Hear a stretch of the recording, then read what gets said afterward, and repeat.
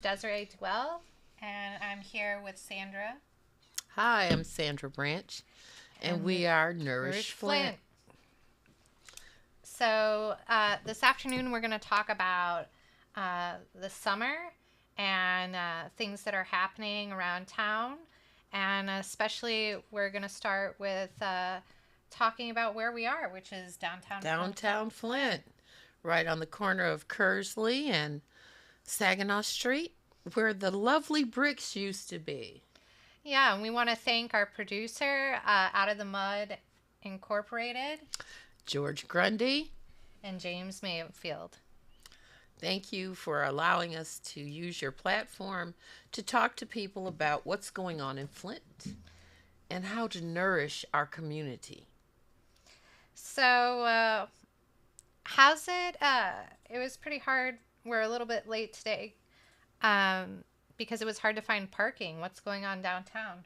It's so difficult to drive downtown. How do we even support these businesses that invested in rebuilding our downtown area when we can't even patronize them because we can't get there? We can't get to their storefronts. I don't understand the logic in doing this at a time of the year when people are just coming out and going back to being in the streets and seeing what our downtown has to offer.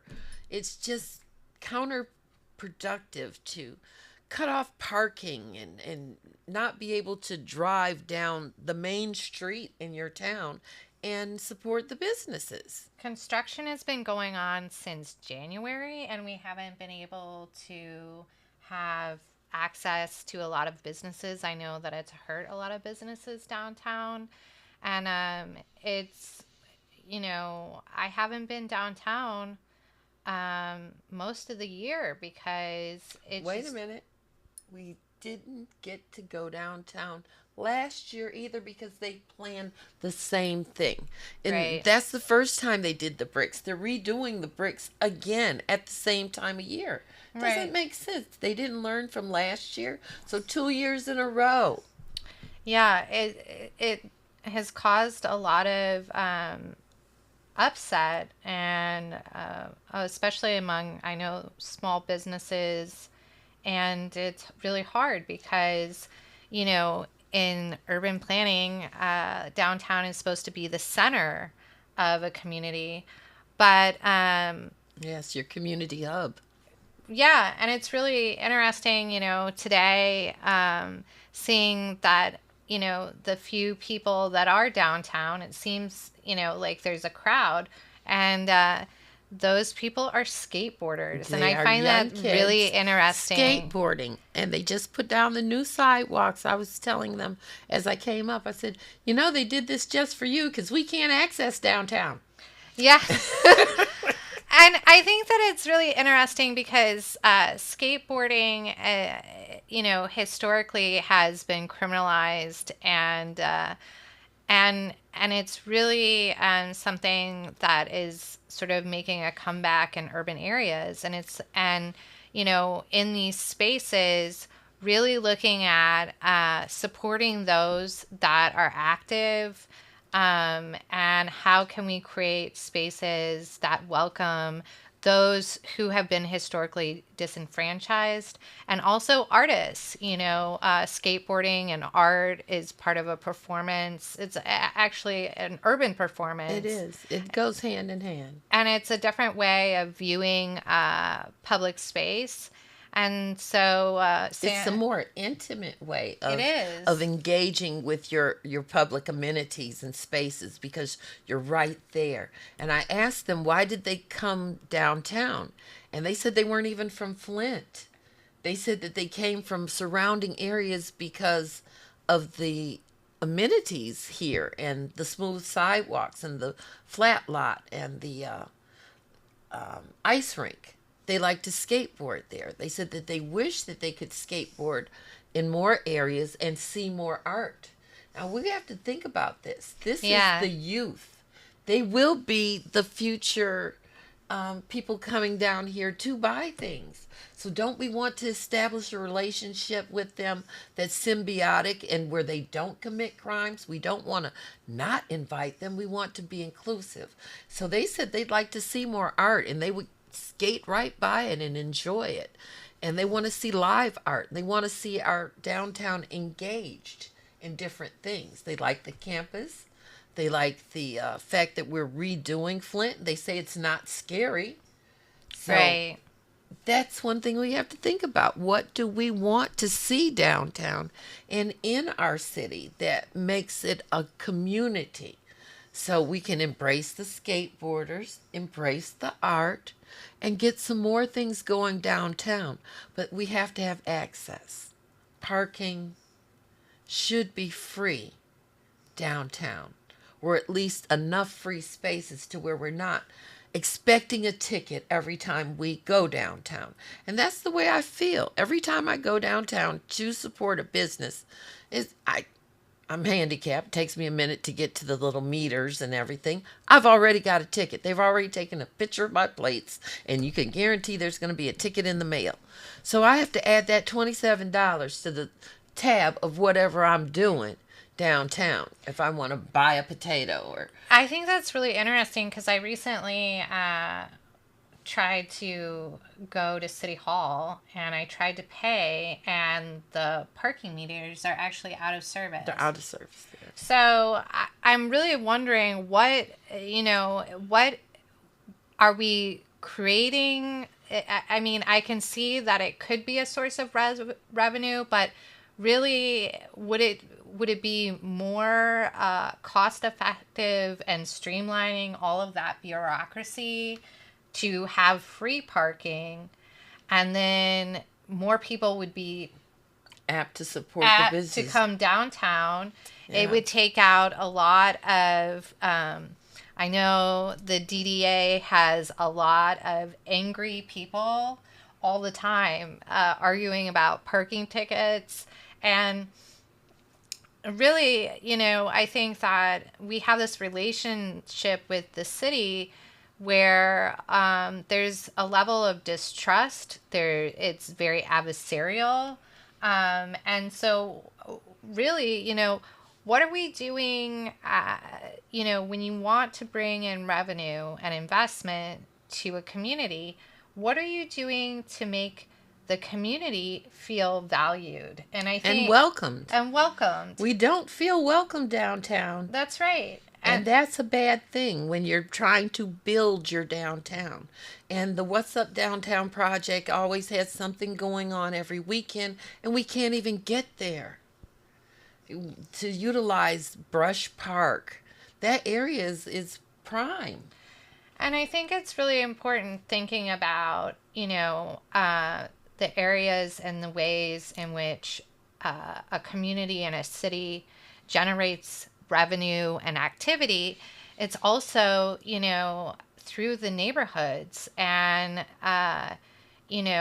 really supporting the neighborhood centers. A lot of our neighborhoods were planned around public schools, which no longer... And communities. Which no longer are... the majority of the elementary schools in Flint Are closed or have been demoed. And I think that it's really interesting because those were neighborhood centers. Not only did they provide school, but they provided community education after school. And so how do we rebuild these neighborhood centers so that we have active community life, both in downtown, but in our neighborhoods? And because the neighborhoods never close. No, neighborhoods never close. We need to start utilizing our spaces that are close to us, our city parks, our community parks. Right. And the parks are being adopted by community members. So how do people out there find out who's in charge of their park so you can schedule and book events there? You can have... And some of that, again, comes to this lack of transparency and over bureaucracy of different entities. So a lot of people don't know that groups can adopt a park through Keep Genesee County Beautiful. But in order to schedule an event, you actually have to go through the city. So many groups, I don't think there's a cap on how many community groups can adopt a park.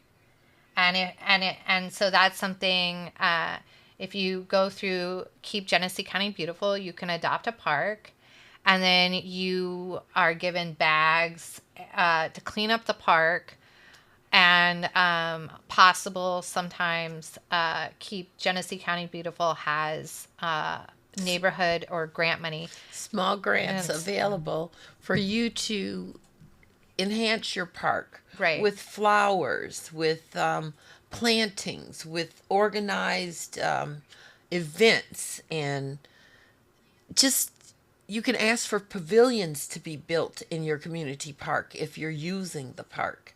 And they will do that. They will send Habitat down there. They will build the pavilions. Well, yeah, I mean, you just have to petition for it. I they think get the playground equipment. There's groups that come and support you with the U of M partners, and Mr. Paul is one of the partners for Dewey Park, and they've gotten all of their courts redone. They've got new equipment. They've got a play area that's all brand new as of last year. And you have to talk to your city councilman. Quincy was the adopter of that park, Quincy Murphy. So Right. he got a lot of things done, but you have to be active, and you too can get out there and do it. You don't have to be a councilman. He wasn't when he did this. You can be a regular citizen living in that neighborhood. And there's all kinds of amenities you can bring to your neighborhood by being active and adopting a park. Right. So the Adopt a Park program through Keep Genesee County Beautiful, it, you know, it's good in some ways, but it can also, because there's multiple adopters, it can get confusing. It can get very confusing. So it's important to go through the city and make your events through the city, but it also going to talk to Keep Genesee County Beautiful as well. And this program is different, as stated before. Flint is the only city in the country that has an entirely volunteer park and rec system. And so this is something that, we need to be aware of, because we want to keep our green space and those assets in the city of Flint. Right. And it's very important to activate those spaces and to create community there, because if they're not being used, they can turn around and sell them. Look at Oak Park. Well, yeah, I mean, it depends on the deed, but also it's important that you activate yourselves and know who's using that space, because oftentimes, there's it's a good thing, and it can be also a challenging thing. So, like, it's great that there's sort of this freedom to activate the space. There's not many regulations on the books as policies, as what you can do in the city, as far as in your park. But it also gives, it can create tension. And also, if you're not being transparent with the entire community, it can cause gatekeeping, right? So, and that's the thing. You really have to have community involvement and a community voice. So you need to know who is controlling your neighborhood park. If it's not someone doing it, then it needs to be you. Right. So we need to get out there and take and activate our public spaces before we lose them. because Flint is changing. The zoning is changing. People are investing here. They're trying to restructure the city, but you have to be a part of that. And the way that you do that is you engage your local entities, your local government, your local city councilman, your city hall. You have to be involved to understand what's going on. And the DDA and Genesee County Keep Parks beautiful. I've partnered with them several times in different parks, Pengali Park, Cook Park, Dewey Park, and now Iroquois Park, where they want to partner with artists and different groups in the community and nonprofits so they can activate those spaces. We're going to talk to the people in Iroquois Park area and find out what they want to have there, what they want to do, how they want to engage us and us engage them. So that's part of it. We have to get out there, we have to speak to the community, we have to speak to the people that are in control, and we have to work out a system. I think it's also really important, when we talk about parks and we talk about neighborhood centers, that the neighborhood center, I live in a neighborhood center, which is in the College Cultural neighborhood. And in the neighborhood center of our neighborhood, there is the Dollar General and there's a liquor store. And it's a very active place.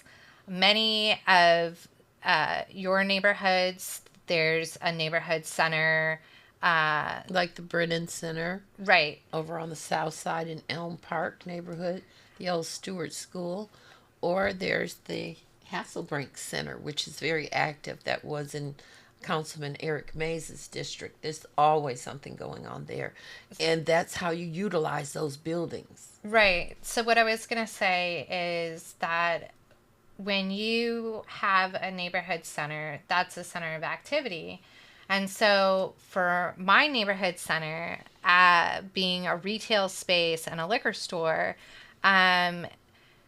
it has, it's in the past couple years, there have been an increased number of folks who congregate the neighborhood who are unhoused, and there's a bus stop there. And I think that it's really important that we create spaces that are welcoming for those people, and welcoming to everyone in our neighborhood, whether you are a resident, a neighbor, or unhoused, or passing through the neighborhood, that you feel welcome in that space. And so, how do we create spaces that are welcoming to everyone?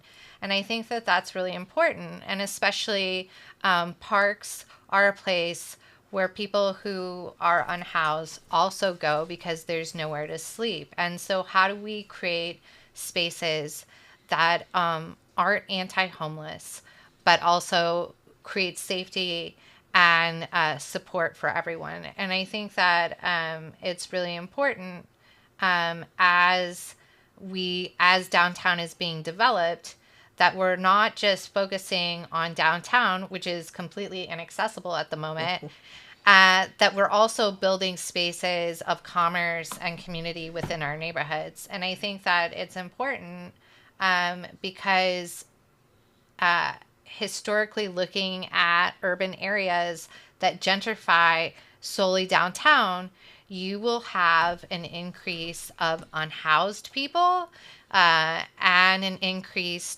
of folks and an increase of violence. And so how do we keep our community thriving, but for everyone, And I think that that's really important, that we not just focus on, I think economic development is really important, but also being socially aware and developing spaces for safety and creating a richer community for everyone. Yeah, community considers everyone, not just the people that are next door to you, but the homeless, the poor, the affluent, and the average.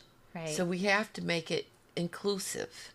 And I think that having more spaces to sit and rest, benches, park benches, all that stuff enhances your coming downtown into public spaces and having shade and green spaces. And then that the homeless don't stick out so much because they have some place to rest. Yeah, and I think it's really important when we talk about the culture of Flint and its rich culture and who makes this culture happen, right? It's not just artists, it is skateboarders, it is those who have an artist life that are interesting and bring a different perspective to the city and make cultural happenings happen that are not just part of an institution. Flint has a huge DIY culture, and that is very rich. And I know that people that visit the city always comment like, Flint has one of the best cultures that's very underground. It's very rich, but a lot of folks a lot of artists are leaving the city because they can't make a living here. So how do we support those artists that make us so rich, that make people want to come and see art and performance and this very interesting culture?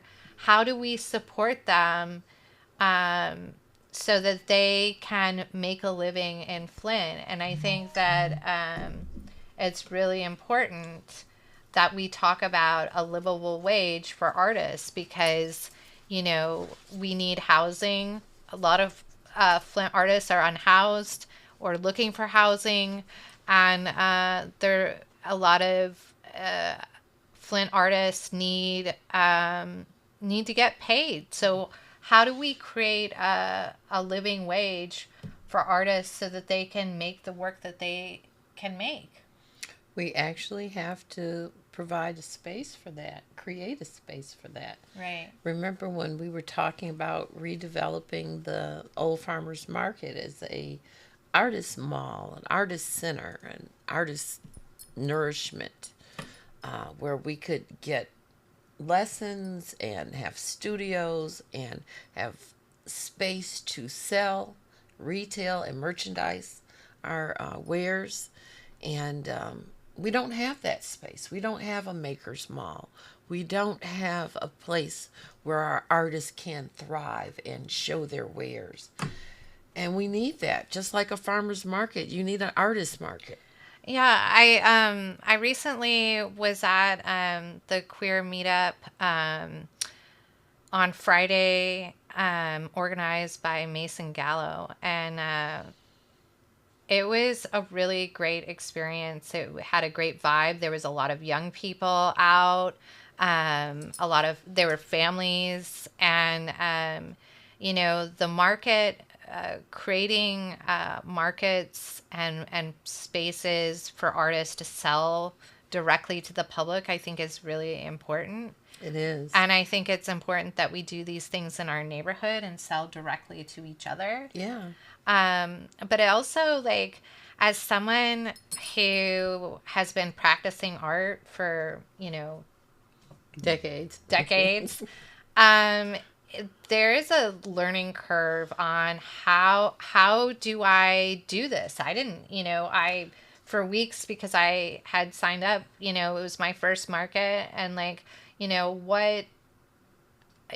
needs to be education on what are the steps that you need to get to have a thriving business. There should be a council where we can go and say, we need legal advice on starting our business. We need advice on marketing and trademarking. We need advice on doing this, that, and the other. How do I put together a business plan? Isn't that what Greater Flint's Arts Council is supposed to do?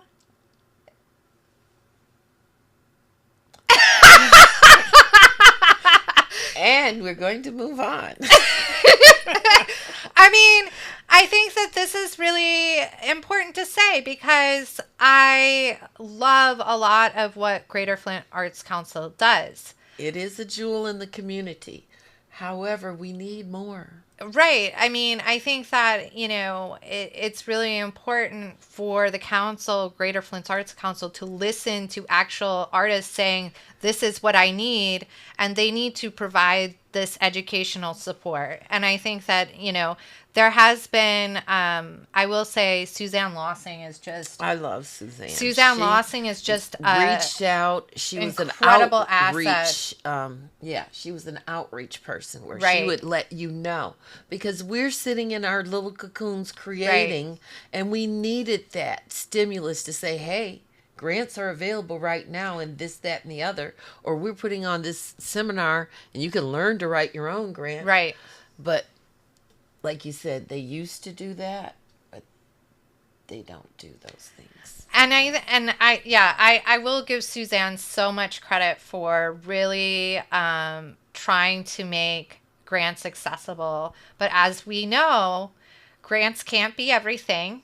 We need to generate income. And I think the biggest barrier for artists making work is knowing how, like, even myself, I'm like, how do I price this? What's the market like?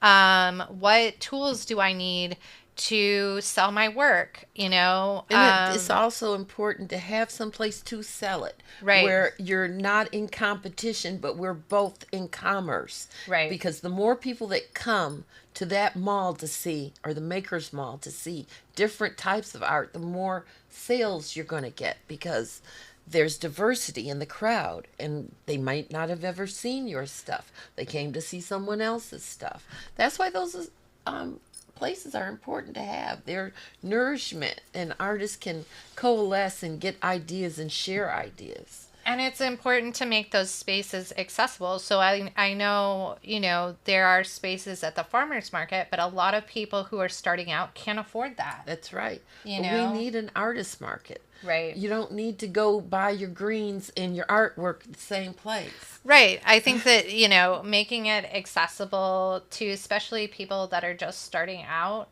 And having housing there, storefront, right, and housing. Housing, too. Because it's important to have a place where you can vend or sell that you don't have to transport everything to. Right. You can be in that spot. And that was my problem a lot. My studio is here, but I got to go vend in another city, or I have to go chasing festivals around all summer. That's crazy. We should have a artist mall. We should have an art market. Yeah, I think it's really important, when we talk about Flint and the impact that Flint has had, not only, locally in Genesee County and in Michigan, but also around the country. Around the world now. And we're an art destination. We are. And that is, it came from community education, community arts, putting arts, and we had one of the strongest fine art magnet high schools in the country. I mean, we had top-notch theater, we had top-notch music program, top-notch, all of those things. Art. And we do have the charter school now that is replicating that. But we need public schools to do that. We need public schools, and we need public community education to come back, because as you can see, it's like I can go anywhere down the street in Flint and know that if I talk to maybe 2 or 3 people, one of those people is going to be an artist, and we can instantly have a conversation. I can't do that anywhere else. Like, I can literally like, I was walking my dog this week, and there was this guy on the street who was showing me his artwork. And he was going to school at Mott, and so I brought him a piece of art, and I'm like, there's really nowhere, probably maybe in New York, right? But Flint, there's so much migration also from Flint folks to New York that are working in the industry, And that is because we had a strong arts program. And, I think that it's really important that these types of programs are still nurtured, that we keep them here, and that we continue to build on community arts education. And I think And public art. and public art, because like today, even though it is really, really hard to get here, we got here, but it took us some time. Yeah. The downtown is activated by another community, and that's the skateboard community. That is another group that activates the space, even though there's challenges. And in welcoming all sorts of groups, a diversity of groups, even those that are, not considered part of, a downtown scene, skateboarders are. They activate space. They're entertaining. They're part of the culture that makes Flint very rich and adds flavor. It does. And I think that, when you want to come down, you want to come to a space like Flint, you don't want it to feel like stiff. You don't. Unalive. You don't want it to feel corporate. Cold. The whole part of art that makes art is that it's not a polished something. It's something that it's real, it's visceral, it's an experience. And that's what's happening right now. Right. When you go there and you see it, you're activating that space. Right. So that's what we want. We want spaces that are welcoming. We want spaces that are nurturing to the community and our guests. And we want to be inclusive. You've got to accept people where they are, for who they are. And it's also, last night I was at an incredible album release. There's so much great music in Flint. That is a lot of talent. So much talent and a diversity of music. Like you can get jazz, you can get alternative, you can get pop, you can get punk. There's not one night in Flint where you can't go see live music and that's somewhere. That's so cool, because to be able to go and hear somebody vibing out with their talent, it makes you part of that, and you feed back to that artist. So that's what makes Flint a good place to perform. That's why a lot of our artists come down here, is because they get so much feedback. And Flint is really cool, whether you know it or not. Flint is really cool. You need to come and engage in some of the things that are going on. And even if you have to park by the farmer's market and walk, or whatever you have to do, you need to show them that we're using our downtown. We enjoy our downtown. We want people to feel they're welcome down here. And we want people to utilize these businesses, because look at poor 501 Grill. They were trying their hardest. And then they shut down for a time and said they were scheduled to reopen, a soft reopen. Now, I think it's pretty much dead. I think that it's important to know, development is not just about attracting people, but it's also, there should be a level of design around your audience and who is here now. Yeah. And I think that it's really important, as the city develops, that we also develop our neighborhood centers, alternative spaces within the neighborhoods, community and strengthen our neighborhoods as well. Because if we strengthen our neighborhoods and activate these spaces, it will ultimately derive revenue and investment in the downtown. And when you have just a downtown that's being developed and the neighborhood's neglected, this causes a lot of issues, and it ultimately leads to a public health crisis, and it leads to severe social injustice. And so, when we think about, it's not, it shouldn't be downtown or the neighborhoods. It really should happen together. Yeah, downtown and the neighborhood. And the neighborhoods, and supporting artists. And because Flint has such a large artist population, and a lot of those artists, we want to find a way to reach community. We want community and art to create commerce. Right. And so when you support artists, when you create livable wages, universal income, I think is a very important thing to bring to Flint.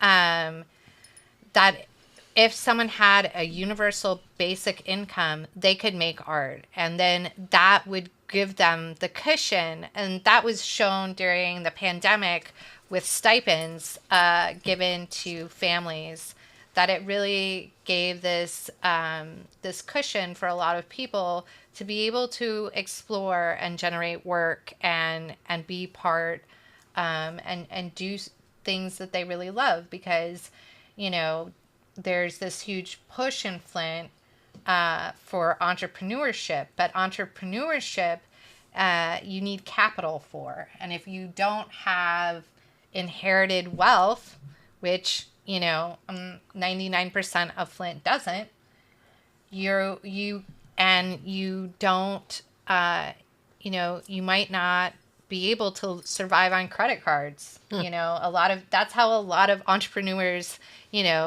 or having the space to generate that. And I think that it's important when we talk about development, that we also talk about those who are developing and supporting them on the ground. Because a lot of our art has been done for free, and but not for us. It wasn't free for the artists, right? So we have to consider paying people what they're worth. And original artwork, you can't get to an artist and then try to talk them down, because we have been doing things for exposure to the point where overexposure kills. And I mean that. You can expose yourself so much that nobody even wants to engage in buying your stuff. So we have to create that nourishing equilibrium where we're paying the artists what they're worth, and that we have a place to sell and reach the community and give them prices that they can afford. Because art is an investment. Right. It always increases in value. Right. So that's one of the few things that always increases in value. I think we had a really great discussion today. Thank you, Sandra. Oh, well, time goes so quickly. I know. Next time, we hope to have the ability to share this show with you and have you call in. We want to hear what you want to say. Yeah. And we want to talk about that, too. And eventually, we will have a call-in show. We want to thank our producer, George Grundy, and Out of the Mud, Inc. Media. And James Mayfield. Thank you. I always forget James. So have a good week, people. All right. Thank you so much. Have a great week. Bye-bye.